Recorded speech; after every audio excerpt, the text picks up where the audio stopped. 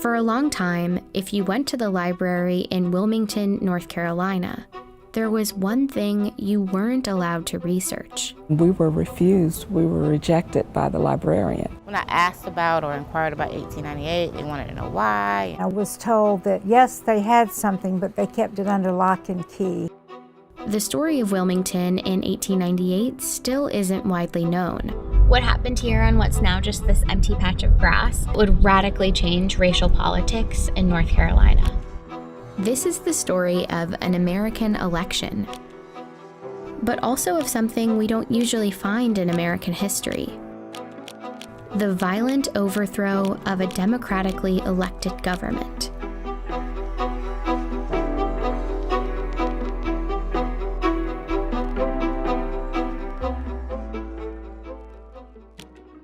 In the late 1800s, Wilmington, North Carolina was the state's largest city. It had a majority Black population, and historians today describe it as a rarity in the post-Civil War American South. Wilmington, prior to November 1898, was what the New South could be at the cusp of the 20th century. There was an unusual degree of Black prosperity.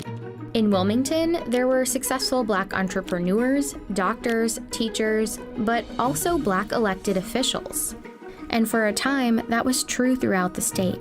Take a look at the politicians on this poster of the 1889 North Carolina House of Representatives. Here at the bottom are Black Republican representatives, some from Wilmington. North Carolina also sent 4 Black Republicans to the U.S. Congress between 1875 and 1899.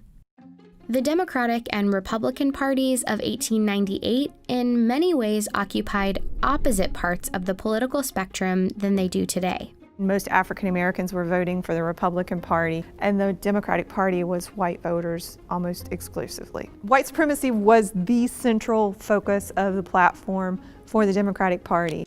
Republicans in North Carolina were successful in part because of a third party called the Populist Party, made up of mostly white farmers fed up with the tough economic times. North Carolina populists joined up with Republicans to form what they called the Fusion Party. And in the elections of 1894 and 1896, the Fusion Party defeated the Democrats in sweeping victories statewide. That meant North Carolina now had a government that shared power between Black and white politicians, including a newly elected Republican governor. Together, they moved towards reforms that would favor Black Americans and working-class whites. This was something that the Democratic Party folks were simply not going to accept. A multiracial government wasn't just a disappointment for Democrats. It was more like a humiliation. They needed a plan to take back control of the state in the next election. So party leaders like Furnifold Simmons, future U.S. Senator, Charles Aycock, future North Carolina governor, and this man, Alfred Moore Waddell, came up with one: to beat the Fusion Party by luring white populist voters away from their alliance with Black voters. Wilmington, with a large Black population and a local fusion government in power, would be a focus of their campaign.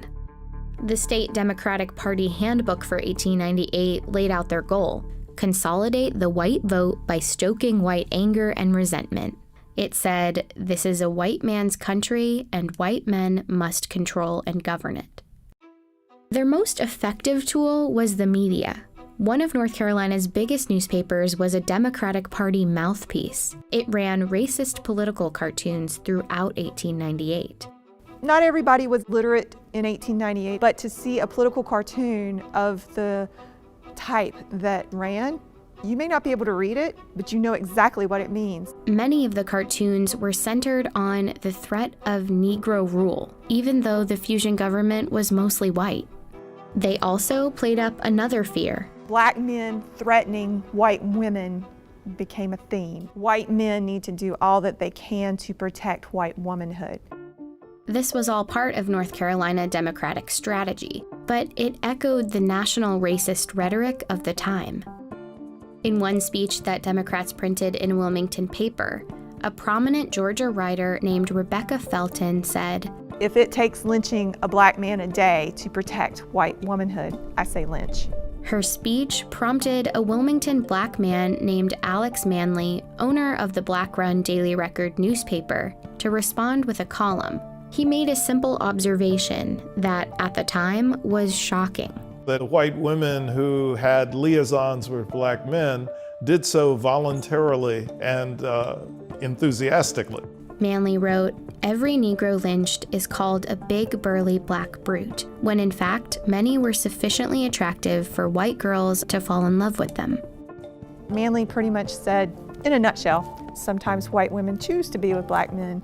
Manly's editorial became another tool for Democrats. Newspapers reprinted it, called it a horrid slander, and ran comments about it on a daily basis. It was just a few months before the election, and white voters were angry. By the time the election rolls around on November 8th, black voters, Republican voters, had been thoroughly intimidated here. By all accounts, the elections of 1898 were a sham. The Democratic Party had a paramilitary group called the Red Shirts. They attacked and blocked black residents from voting. At a rally just before the election, Alfred Moore Waddell provoked the crowds. He said, "Negro office holding ought at once and forever be brought to an end, even if we have to choke the current of the Cape Fear River with carcasses." The votes were counted, and the Democrats won. Democratic candidates won every seat they had a candidate up for election in. But some local fusionist politicians remained in power because their seats hadn't been up for re-election, like the white Republican mayor and the Board of Aldermen. And of course, the election did nothing to undo the economic power black folks held in the city. The Democrats had won the election, but their goal of total white supremacist control remained out of reach. And so they engineered what was essentially a coup d'etat. The day after the election, at a gathering for white men in Wilmington, the Democrats unveiled a document called the White Declaration of Independence. It contained an ultimatum. Cynthia Brown, whose descendants were in Wilmington back in 1898, is a historian at her church where there's a preserved copy of the declaration from the next day's newspaper. "We will no longer be ruled and will never again be ruled by men of African origin." They would strip black men of voting rights. They would give white men a large part of the employment heretofore given to black men. And as for Alex Manly, "We demand that he leave this city forever within 24 hours. The next morning, hundreds of white men marched to the offices of the Daily Record. Manly was gone. He had fled to save his own life. They set the Daily Record building on fire. This is where it once stood.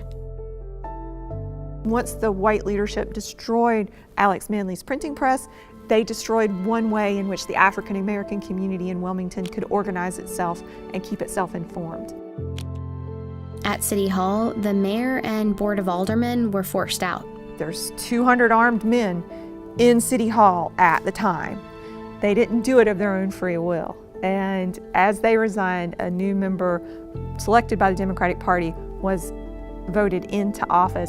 Waddell, who once threatened to fill the Cape Fear River with black bodies, was the new mayor of Wilmington. Meanwhile, the mob had grown to about 2,000 men, and the violence spilled into the streets. In these photos, X's mark where the first black residents were killed.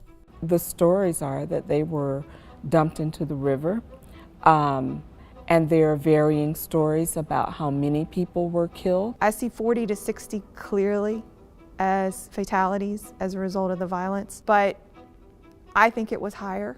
Many black residents hid for days in the swamps and the wooded cemeteries in the city, including Cynthia's great-grandmother. And thousands of other residents fled Wilmington, never to return. Shortly afterward, Democrats printed booklets celebrating a glorious victory, and in the newspapers depicted black residents as the instigators. This image is a gross misrepresentation of what actually happened during 1898. You know, what you see is African American men with guns, not white men with machine guns. The city never regained its black majority population. Jim Crow laws like literacy tests and poll taxes that prevented black people from voting were immediately enacted, and Wilmington's spirit of black opportunity was crushed. Black political representation in the state was over. It would be 90 years until North Carolina elected its next black Congress member. Wilmington did a really great job of covering up a very dark past for a very long time. Over the years, the textbooks on North Carolina's history have struggled to accurately describe what happened in 1898. This one from 1933 says the situation was unfortunate for both races. And this one from 1978 doesn't have that much more detail. But they both praise Charles Aycock, a politician who helped perpetrate the riot. They say he had a keen mind and a kind heart, and that, in fact, he was one of the best friends that the colored people had in the state. It's a legacy that North Carolina has yet to fully undo. The names of the perpetrators are on Wilmington's school buildings and city parks. But the legacy is also bigger than those names. Turn on the news, and the state's long history of political suppression echoes. We turn to a strict new voter ID law in North Carolina. Racial gerrymandering and a push for new voting maps. The court says the Republican-led legislature redrew congressional districts along racial lines, violating the Constitution. There's a tremendous amount of intimidation that is still felt by the black community. It doesn't have to be mass mayhem and violence in the streets. The strategy shifts towards designing state laws in such a way that you could exclude blacks from voter participation. The subliminal pursuit of continuing the white Declaration of Independence. And if you don't see it for what it really is, it can happen all over again.